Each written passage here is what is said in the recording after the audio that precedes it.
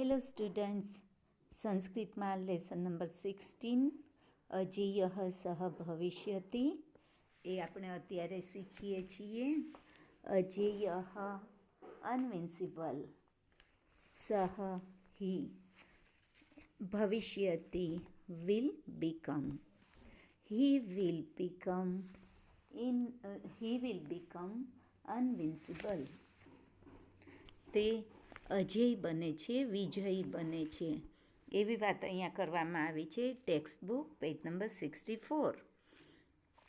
The following verses have been taken from Nitisar, composed by Chanakya. Chanakya એ જે આ નીતિસાર નામનો ગ્રંથ લખેલો છે એમાં રાજનીતિ અને માનવ જીવનમાં કામ લાગે એવી ઘણી બધી બાબતો એમણે આમાં આવરી લીધેલી છે. વ્યવહારનો ઉપદેશ પણ અહીંયા આપવામાં આવેલો છે. આ ઉપરાંત એ ચાણક્યનું એવું પણ કહેવાનું છે કે જેને આપણે હંમેશને માટે તિરસ્કારતા હોઈએ છીએ એવા પ્રાણીઓ, એની પાસેથી પણ આપણે શીખવાનું છે. જેમ ગુરુ દત્તાત્રેયને કાગડા કૂતરા સહિતના ઘણા બધા ગુરુઓ હતા, એની જેમ આપણે પણ પ્રાણીઓની પાસેથી પણ શીખવાનું છે. We may divide the animals around us into good and bad classes, but person like Chanakya found something to learn from each one of them. It is in one such incident that Chanakya found quality to be learned from different characters around us. One from the lion and crane, 6 from the dog, 3 from the donkey, 5 from the crow, and 4 from the cock. These are described in these verses selected here.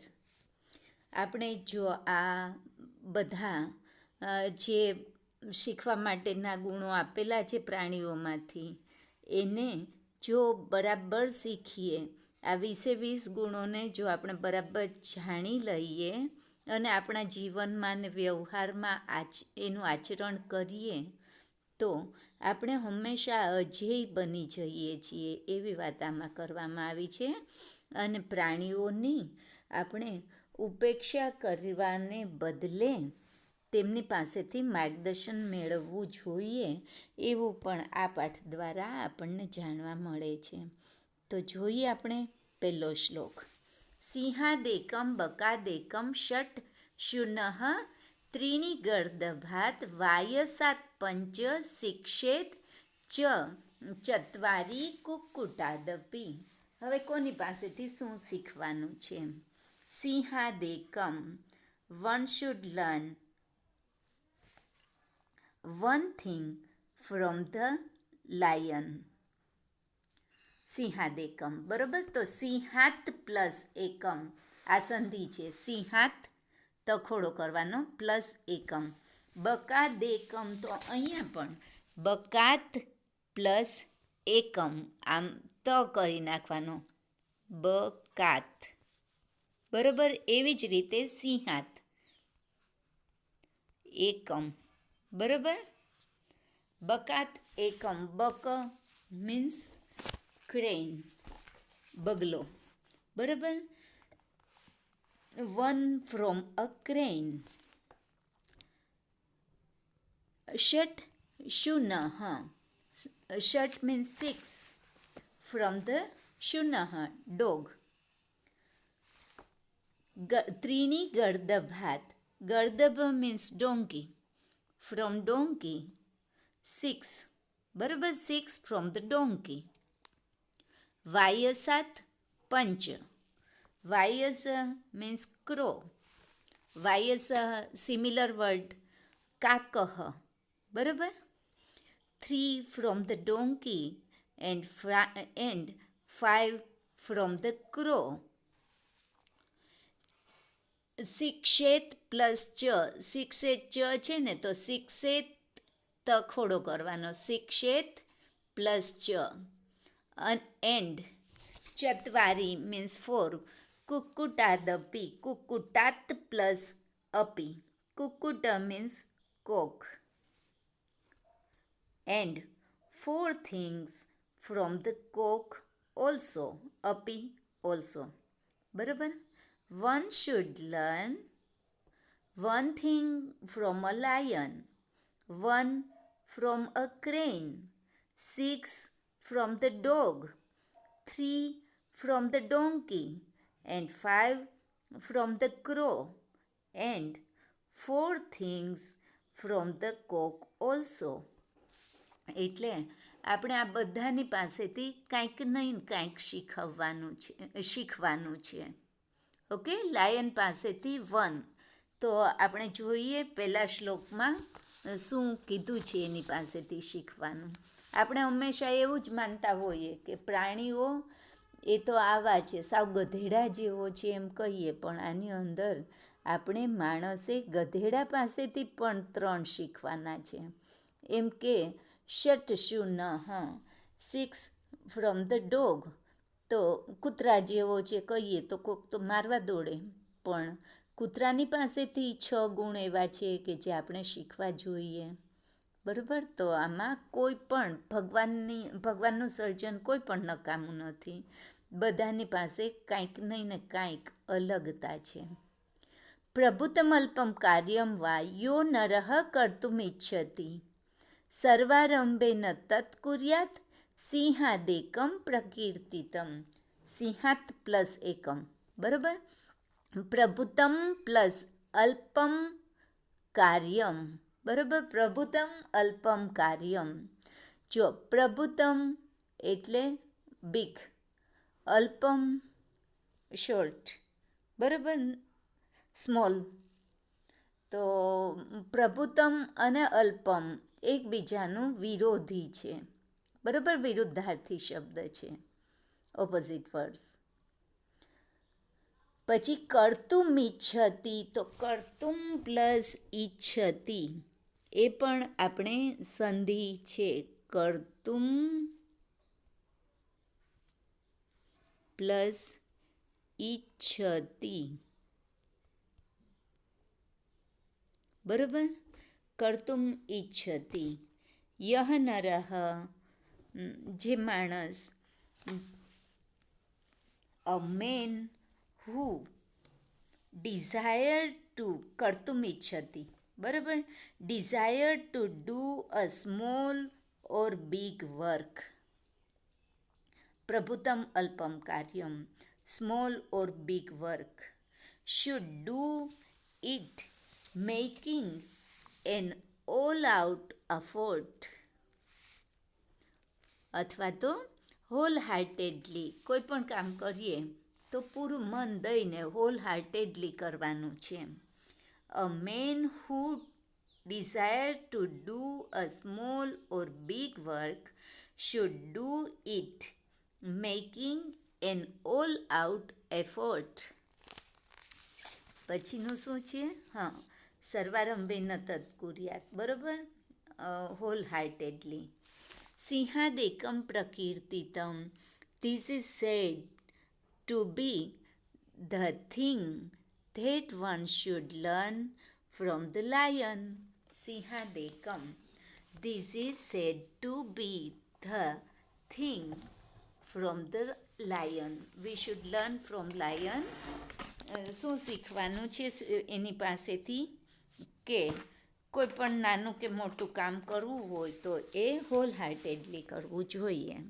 કારણ કે સિંહ નાનો શિકાર કરે કે મોટો શિકાર કરે, એનો શિકાર એના હાથમાંથી છટકી ન જાય એવું પૂરેપૂરું મન દઈને કામ કરે છે. આપણે પણ નાની ટેસ્ટ હોય કે મોટી ટેસ્ટ હોય, ફાઇનલ ટેસ્ટ હોય કે યુનિટ ટેસ્ટ હોય, પૂરેપૂરું મન લગાવી અને એક્ઝામ પણ આપવી જોઈએ અને પ્રિપેરેશન પણ કરવું જોઈએ. પછી ભલે મેઇન સબ્જેક્ટ્સ હોય કે ઓપ્શનલ સબ્જેક્ટ્સ હોય. ઓકે, તો આ વાત શીખવાની છે એ સિંહ પાસેથી, કારણ સિંહનું બધું વ્યવસ્થિત કામ હોય છે. સર્વેન્દ્રિયાણી સંયમ્ય બકવત્પતિતો જનઃ કાલદેશોપપન્નાની સર્વકાર્યાણી સાધયેત. સર્વેન્દ્રિયાણી, ઓલ સેન્સીસ, ઇન્દ્રિયાણી, બરાબર, એના ઉપર સંયમ્ય, કંટ્રોલ કરવાનો છે. અને બકવત, તો બક મીન્સ ક્રેન. ઓકે, એવી વાત છે. A wise man restraining his senses like a crane. A wise man restraining his senses like a crane should accomplish all the works fallen to his share due to time and place. કોઈ પણ જગ્યાએ હોય, બરાબર, કોઈ પણ સ્થળ હોય કે કોઈ પણ સમય હોય, દેશ કાલ, ટાઈમ એન્ડ પ્લેસ, એમાં કોઈ એની ટાઈપ ઓફ વર્ક પણ એ કરે ત્યારે શું કરવાનું? Control on there all the senses, બરાબર, બધી ઇન્દ્રિયોને પૂરેપૂરી સંયમમાં રાખી અને કરવાનું. આપણે પણ ભણવા માટે બેઠા હોઈએ તો કોઈક જગ્યાએ ફોન આવે છે તો એમાં આપણું ધ્યાન જાય. રસોડાની અંદર સરસ મજાની વસ્તુ, રસોઈ રંધાઈ રહી છે તો સુગંધ આવી જાય તો નાક પણ કામે ચડી જાય અને કાન પણ કામે ચડી જાય. તો એમ નહીં, બધી ઇન્દ્રિયોને પૂરેપૂરી સંયમમાં રાખી અને બગલાની જેમ જે માણસ પડેલો હોય એ, એટલે બગલાની જેમ દેશ અને કાળને લગતા બધા જ કાર્યોને સિદ્ધ કરવા જોઈએ. અહીંયા કેમ એ ક્રેનની વાત કરી છે? તમને ખબર છે કે બગલો કઈ રીતે પોતાની ઇન્દ્રિયોને સંયમમાં રાખે છે? ખબર જ હશે તમને કે બગલો પાણીની અંદર એક પગે ઊભો રહી જાય છે, જાણે કે કોઈ તપસ્વી ઊભો હોય, અને એક પગે ઊભો રહે જેને કારણે પાણી જરાય હલનચલન પાણીમાં ન થાય, અને એને કારણે પાણીની અંદર રહેલી માછલીઓ ને બીજા નાના નાના જળચર જીવો બગલાની પાસે આવી જાય, અને જેવા એ નજીક આવે અને એ તરત જ એનો શિકાર કરી લે છે. તો આવી રીતે બગલો પોતાની બધી ઇન્દ્રિયોને, શ્વાસને પણ રોકી દે છે. તો બધી ઇન્દ્રિયોને સંયમમાં રાખી અને કાર્ય કરે છે. એવી જ રીતે માણસે પણ આવી રીતે બધી ઇન્દ્રિયોને સંયમમાં રાખી અને કાર્ય કરવું જોઈએ. ફરીથી આનું ટ્રાન્સલેશન કરાવું છું કે a wise man restraining his senses like a crane should accomplish all the works fallen to his share due to time and place. Okay, તો આજે આ 3 શ્લોક અને બરાબર એને લર્ન કરી નાખજો, પછી બીજા શ્લોક્સ. Okay, thank you very much.